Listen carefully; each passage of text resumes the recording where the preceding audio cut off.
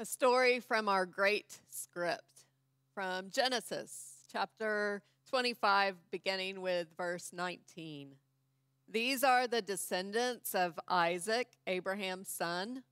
Abraham was the father of Isaac, and Isaac was 40 years old when he married Rebekah, the daughter of Bethuel, the Aramean of Paddan Aram, sister of Laban the Aramean. Isaac prayed to the Lord for his wife because she was barren. And the Lord granted his prayer, and his wife Rebekah conceived. The children struggled together within her, and she said, "If it is to be this way, why do I live?" So she went to inquire of the Lord, and the Lord said to her, "Two nations are in your womb, and two peoples born of you shall be divided. The one shall be stronger than the other, the elder shall serve the younger." When her time to give birth was at hand, there were twins in her womb. The first came out red, all his body like a hairy mantle, so they named him Esau. Afterward, his brother came out with his hand gripping Esau's heel, so he was named Jacob. Isaac was 60 years old when she bore them. When the boys grew up, Esau was a skillful hunter, a man of the field, while Jacob was a quiet man living in tents. Isaac loved Esau because he was fond of game, but Rebekah loved Jacob. Once when Jacob was cooking a stew, Esau came in from the field, and he was famished. Esau said to Jacob, "Let me eat some of that red stuff, for I am famished." Therefore he was called Edom. And Jacob said, "First sell me your birthright." Esau said, "I am about to die. Of what use is a birthright to me?" And Jacob said, "Swear to me first." So he swore to him and sold his birthright to Jacob. Then Jacob gave Esau bread and lentil stew, and he ate and drank and rose and went his way. Thus Esau despised his birthright. This is a story of God for the people of God. Thanks be to God. This passage got me thinking this week about the stories I tell about my children. When my oldest child was 5 or 6 years old, she took swimming lessons from an experienced, wise, kind instructor. And at the end of one lesson, Miss Carol pointed out to me, "I think she likes to float on her back more than any kid I've ever seen." Yep, that's my child, the dreamer. My middle child, well, she was colicky for the first several months of her life. She cried and cried and cried and cried. Actually, both of us did. One of the only things I remember from that time was my friend Pam, a neonatal nurse, telling me, colicky babies end up having high IQs. And my youngest, well, it was tricky taking my youngest to the grocery store when he was a toddler because of the produce section. The produce section was torture. You see, it's embarrassing to admit this, but his first word was not mama, it was ball. And when we walked through the produce section, he only saw stacks and stacks and stacks of balls, green and yellow and red and orange balls everywhere. These 3 stories only amount to mere minutes from the years and years that I've spent with my children, but they are the stories that I remember. They're the stories that I repeat because of who my children are right now. A dreamer, a reader, a sports fanatic. Pete Enns, who is a biblical scholar and a theologian, says, "We don't randomly write about the past for the sake of the past. The past is always written about for the sake of the present." There's an undeniable connection between the stories that we tell of the past and the present moment. Over and done stories are not over and done when they are retold. They interpret the present moment. And so stories of the good old days help us understand who we are, and they even help us to understand who we long to become. So as meaning-making machines, then we selectively consider the stories that we tell, the stories that we retell, and we continually attempt to be honest about who we currently are and who we yearn to become. It's one of the things I like about Bible stories. The text, or our script, as Walter Brueggemann said in the video. And I'm finding that this summer I especially like the stories of Genesis. Genesis stories are not idealistic, and yet they are foundational.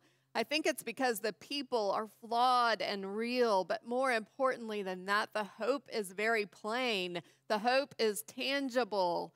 The hope is transferable. And so it's the hope that we're after when we retell these stories. The truth about our faith ancestors, the Israelites, is that these are people who testify to a strength that is beyond themselves. And this is especially true of Rebekah and Isaac and their twin boys. In the opening of the story, Rebekah and Isaac are without children. They're without children for quite a significant amount of time. And this doesn't make much sense. Isaac is of the promise. The promise, remember, where the Lord said, I will make of you a great nation. Your descendants will be as numerous as the stars in the sky. And Rebekah, well, she's of good stock. She is generous and adventurous, but there are no children. Where are the descendants? Where are the numerous stars?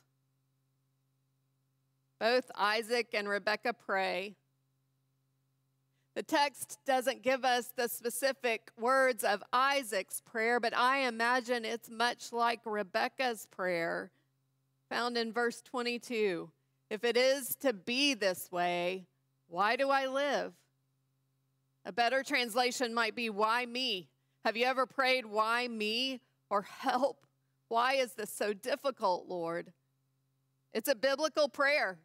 You got it from the script. It is yours to pray anytime you need it.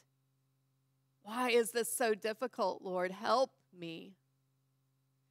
Walter Brueggemann says about Isaac and Rebekah's family, they aren't like other families.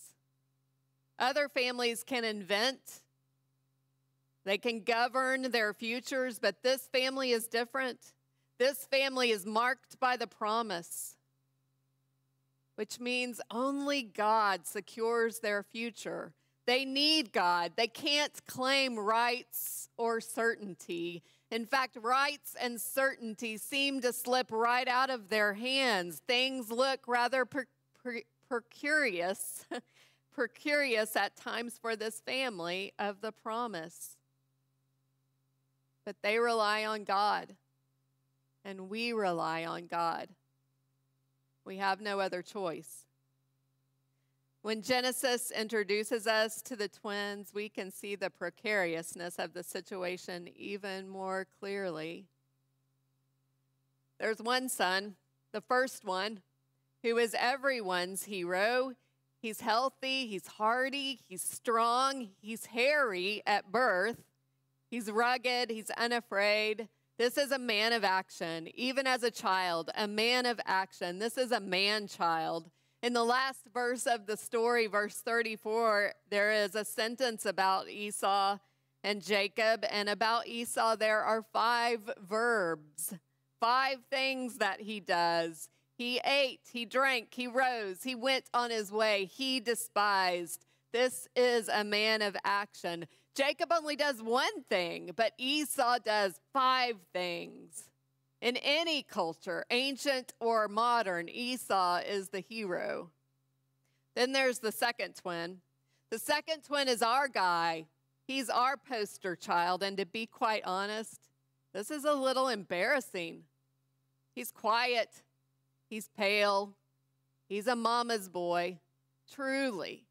Maybe the first mama's boy. And not only that, he's a grabber. His name is Jacob. In Hebrew, Jacob looks like and sounds like the word heel, as in the heel, the ankle of his brother that he was clutching as they were born. And another similar sounding Hebrew word is, brace yourself, deceitful, or crooked, or perverse. This is our guy, the deceitful heel grabber, the child of the promise. There are times that this serves Jacob well. There are times also when he overdoes it. It's as if the line between lying and outwitting, between deception and just trickery, is hard to find. When we get to the part of the scripture passage for this morning about Isaac taking the birthright from Esau, it means that he would be taking the leadership of the family and a right to a double portion of the inheritance. It looks like that Esau may be a bit dull or impatient, or maybe both. And what about Jacob? Is he outwitting his brother? Or is he shady and dishonorable? Is this necessary? I'm not sure.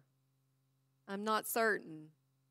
What I am sure of, what I am certain of, is that in these stories of the faith patriarchs, we are repeatedly shown that God will provide. It's in the story of Hagar and Ishmael. It's in the story of the binding of Isaac. It's in the story of Abraham's servant and Rebekah. God will provide. God will find a way. There's no need to manipulate a system of grace. But that's who Jacob is. From the very beginning, even in the womb, he's grabbing, he's manipulating. Maybe he hasn't been told that there's no need. Or maybe he's so afraid that he is clutching for any piece of security he can find. Maybe he's angry that the promise doesn't look so promising. In the book, Our Greatest Gift, Henry Nouwen wrote about another set of twins, a brother and a sister, talking to each other in the womb. The sister says, "I believe there is life after birth." And her brother protests, "No, this is it. We should cling to the cord that feeds us." The little girl insists, "There must be more. There must be a place of light and freedom." But she can't convince her brother.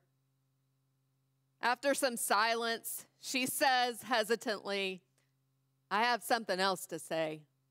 I think there's a mother." Well, this makes her brother furious. "What are you talking about? I've never seen a mother. You've never seen a mother. Who put that in your head?" And she says, "Well, don't you feel those squeezes every once in a while? They're unpleasant. They're uncomfortable. But I think they're getting us ready for a place more beautiful than this." There's no need to manipulate or discount a system of grace. Grace is inevitable. It's worth waiting on, and it's worth trusting. When you see someone who is setting a bar or making some rules, these are the things that you need to do to receive good things from God. Alarm bells should go off in your head. Grabber, he's a grabber. She's a Jacob. And when you see it in yourself, because you will, it's in every single one of us. We are all Jacob. Just remember, there are those who don't deserve to be loved. His name, her name, is beloved. Beloved sons and daughters, every single one of us. Will you pray with me? God of yesterday, today, and tomorrow, we call to mind your presence within us and around us. Open our ears that we may hear your voice. Open our hearts that we may understand your hope. Open our mouths that we may speak generously. Inspire us with good news that we may celebrate all that is life-giving, restore hope where it is lost, and work to bring about change where it is needed.